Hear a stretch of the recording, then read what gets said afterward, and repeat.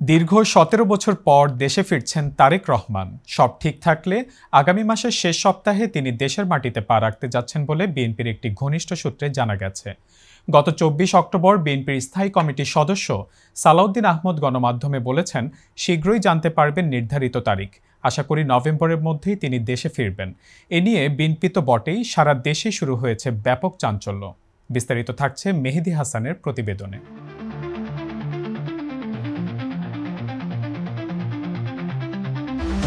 গণঅভ্যুত্থানে আওয়ামী লীগ সরকারের পতনের পর পার হয়েছে দীর্ঘ ১৪ মাস। শেখ হাসিনার সরকারের পতন হওয়ার পর থেকেই বিএনপির ভারপ্রাপ্ত চেয়ারম্যান তারেক রহমানের দেশে ফেরা নিয়ে জোর গুঞ্জনের সৃষ্টি হয়। রাজনীতির মাঠে অন্যতম আলোচনার বিষয় হয়ে দাঁড়ায় তারেক রহমানের দেশে ফেরা নিয়ে। রাজনৈতিক সংশ্লিষ্ট মহল সহ সাধারণ মানুষের মধ্যেও ব্যাপক কৌতূহল ভারপ্রাপ্ত চেয়ারম্যানের স্বদেশ প্রত্যাবর্তন নিয়ে। সব শ্রেণী পেশার মানুষের একটাই প্রশ্ন, কবে দেশে ফিরছেন তারেক রহমান?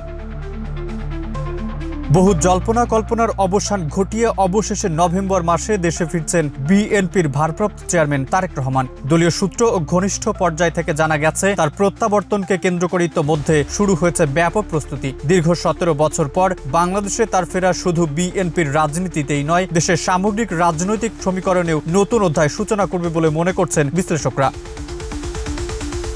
তারেক রহমানের দেশে ফিরে আসার পথে অন্যতম প্রধান বাধা হিসেবে দেখা হচ্ছিল তার নিরাপত্তার বিষয়টি। বিএনপির নেতা কর্মীরাও এ ব্যাপারে শঙ্কিত। একাধিক নির্ভরযোগ্য সূত্রের প্রাপ্ত তথ্য থেকে জানা গেছে, তারেক রহমানের দেশে ফেরা ও নির্বাচনে অংশ নেওয়া ঠেকাতে পার্শ্ববর্তী একটি দেশ মরিয়া হয়ে উঠেছে। দলের স্থায়ী কমিটির সদস্য সালাউদ্দিন আহমেদ ২৪ অক্টোবর বলেছেন, শিগগিরই জানতে পারবে নির্ধারিত তারিখ। আশা করি নভেম্বরের মধ্যেই তিনি দেশে ফিরবেন। এই বক্তব্যের পর থেকেই বিএনপির কর্মী সমর্থকদের মধ্যে ফিরে এসেছে উচ্ছ্বাস ও প্রত্যাশা। দীর্ঘ রাজনৈতিক অচল অবস্থা কাটিয়ে নেতৃত্বের শূন্যতা পূরণ হতে যাচ্ছে কিনা সেটা এখন আলোচনার কেন্দ্রবিন্দু।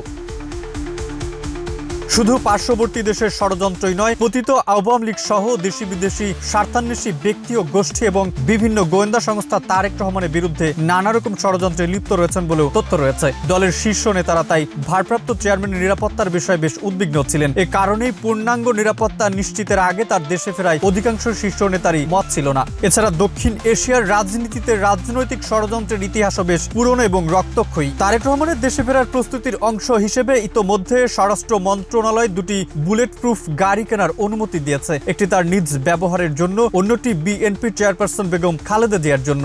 মন্ত্রণালয় সূত্র জানিয়েছে, চলতি বছরের জুনে প্রথম বুলেট প্রুফ গাড়ির অনুমোদন দেওয়া হয়, আর এই অক্টোবরের শুরুতে আরেকটি গাড়ি কেনার অনুমতি মেলে। দলীয় সূত্র বলছে, জাপান থেকে গাড়ি আমদানির বিষয়ে আলোচনা চলছে। এছাড়া আগ্নেয়াস্ত্র ব্যবহারের অনুমতির জন্য বিএনপি স্বরাষ্ট্র মন্ত্রণালয়ে আবেদন করেছে। এতে একটি শটগান ও দুটি পিস্তলের লাইসেন্স চাওয়া হয়েছে, যদিও এখনো অনুমোদন মেলেনি। তবে নিরাপত্তা সংক্রান্ত এসব উদ্যোগ সরকারের সহায়তাকে ইতিবাচক পদক্ষেপ হিসেবে দেখছেন দলীয় নেতারা।